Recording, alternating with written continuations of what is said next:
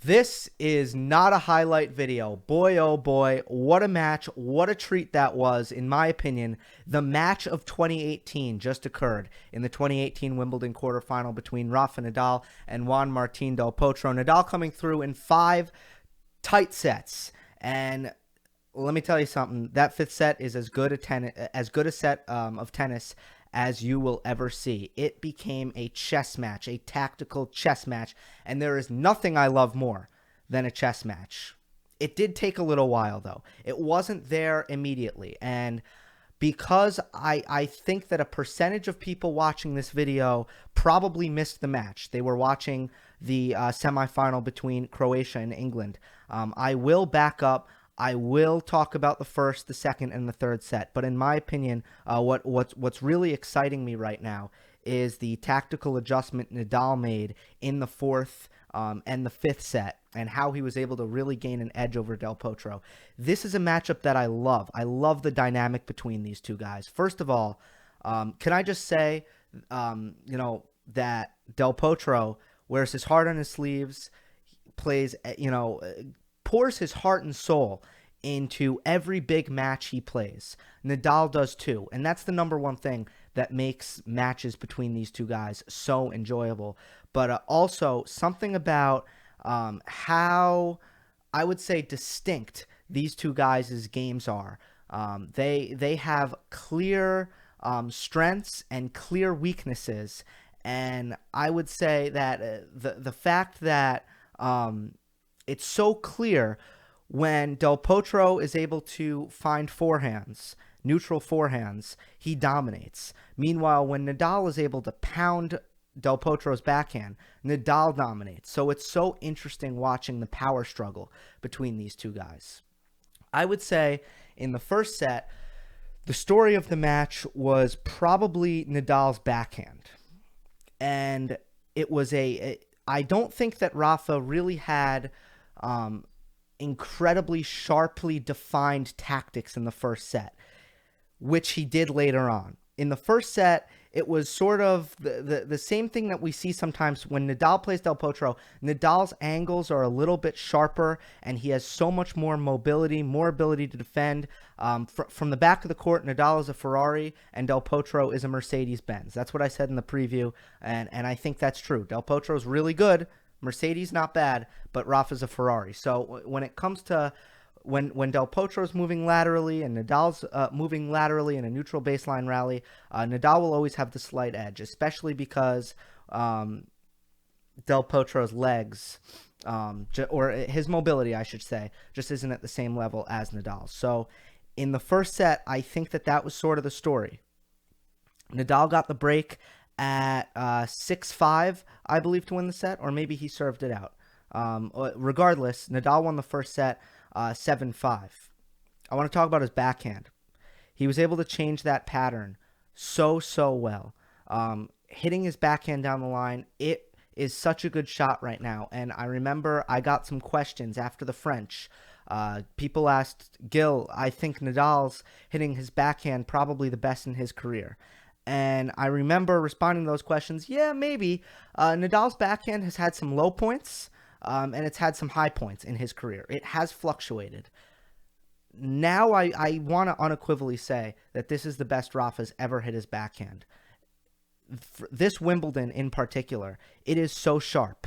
He could hit his backhand down the line almost whenever he wanted. And then when he got Del Potro leaning left, leaning towards his backhand, anticipating the backhand down the line, which, by the way, Rafa was so diligent about hitting his backhand down the line, more than his backhand cross-court, because it doesn't matter how good Rafa's backhand is. If he's hitting it cross-court to Del Potro's forehand, Del Potro is going to have a field day. But when Del Potro leaned left and anticipated the backhand down the line, Rafa could rip it cross-court and do damage that way as well. So Nadal's backhand was so sharp. It's the best he's ever hit it in his career, and that is making the difference here at Wimbledon. His forehand is a little bit less effective than it is on clay, on the grass. His forehand's still a huge weapon, but the backhand is what's standing out right now, and that's what's opening up the rest of his game. And remember, on grass, he doesn't have as much time to run around his forehand. On clay, he hits so many forehands and so few backhands. On grass, a little bit more even, but this backhand is impeccable. So from the back, he was a little bit sharper than Del Potro. But Del Potro, being the great baseliner he is, having the huge forehand he does, Del Potro was able to turn the tides. In the second set, I feel like Nadal's return went downhill a little bit, as we suspected it could. He was just getting the return in play, but Del Potro could always open up the rally with the forehand, dictate with the forehand.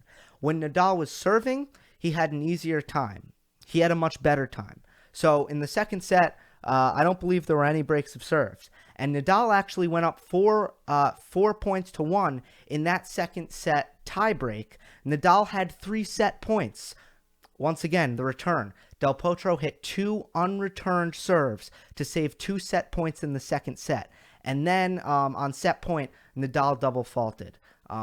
So that was extremely uncharacteristic on Nadal's part. And it wasn't a great tiebreak by Rafa.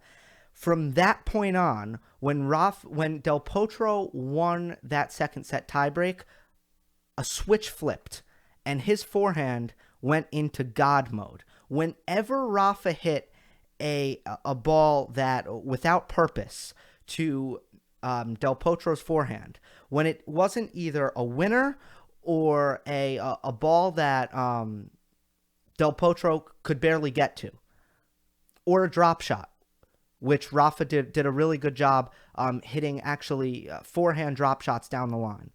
He hit that shot a lot. That was also good. When Nadal hit nothing balls to Del Potro's forehand, game over. Done. Nadal lost almost every single time. Del Potro found this incredible range on his forehand. And I also felt that Nadal started to hit too spinny.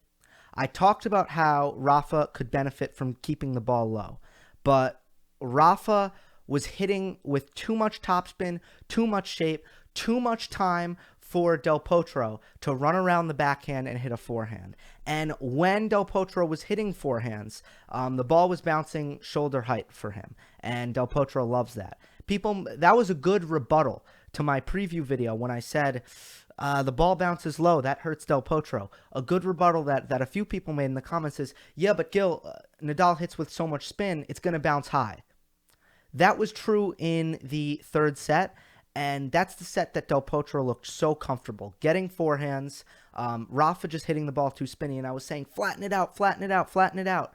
And then also on the serve, take miles per hour off it. Okay. Now, we move along to the fourth set. Here's where things start to shift. I would be remiss if I didn't point out 2 things. 1, Del Potro played a very long match against Gilles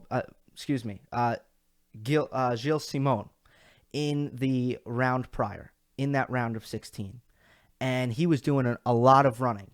And it was reminding me of that U.S. Open match. It was the same thing. Del Potro played really well in the first set. I believe he won the first set of that U.S. Open semifinal. But Rafa ran him so much, Del Potro, in the legs, he was absolutely finished. And I could kind of feel that coming on. Now, I don't think that took full effect, but I think it took some effect. Where, once again, Nadal's angles are very sharp. Nadal is able to keep Del Potro on the move, keep Del Potro on the defensive. And I think Nadal, it did take a little bit out of Del Potro's legs, and I started to see that in the fourth set. Just a little something, a little bit of explosiveness out of Del Potro's game. But here was another big key. At the end of the fourth set, Del Potro slipped and fell on his surgically repaired left wrist, and it spooked him. And for a game, you could see he was, if he didn't feel like he injured it, he was still nervous about it. It spooked him for that game. He wouldn't hit over his backhand, and Nadal pounced, and he broke in that fourth set. And after he broke in that fourth set, Rafa began to gain a very clear tactical vision. Rafa knew that if he went angle to Del Potro's backhand, and if he did everything he could in his power to get Del Potro to slice a backhand, he could rush the net and finish with the volley. I want to jam home this point. If Rafa Nadal didn't have elite volleying capabilities, he would have lost this match to Juan Martin Del Potro. I'm going to say it again. If Nadal wasn't an elite volleyer, I have no doubt in my mind he would have lost this match from the back of the court to Juan Martin Del Potro. Del Potro's serve was playing too well, and his forehand was too big. Nadal would have lost. But every time, I'm going to get my old school racket out here. Every time he saw this happen, right? This is a topspin take back for Del Potro. This means he's going to slice it. Every time he saw that switch to continental grip, every time he saw that left hand slide up the racket, on a modern racket, it would look more like this, not like this. Every time he saw that, into the net went Nadal. And he was so effective with his volleys, as he almost always is. Rafa hit the serve that I was telling him to hit. He finally started hitting it with consistency. Del Potro wasn't winning any points on the ad side because Rafa had that low slice serve out wide. It didn't need to be hard. 110 to 100 miles per hour was all it took. But he got Del Potro to slice that backhand. And Nadal said, you know what? I'm really good at hitting slice from the back of the court. I'm good at handling that. But why bother? I'll just serve and volley. Rafa started to serve and volley with regularity, but every time Del Potro sliced the backhand and Rafa had an opportunity, he came straight to net. He had such a clear tactical vision, and his volleys took over the match. That was all she wrote in that fifth set. It was a really close fifth set because, once again, Del Potro played really well from the back of the court. And on a fast court, Del Potro, I think, has a great chance against Nadal from his serve and his forehand.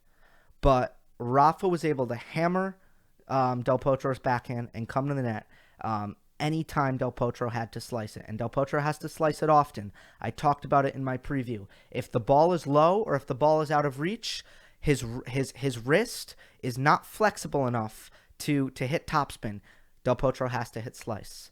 And that won it for Rafa. The serve and volley and that mindset of getting to the net whenever Del Potro hit slice backhand.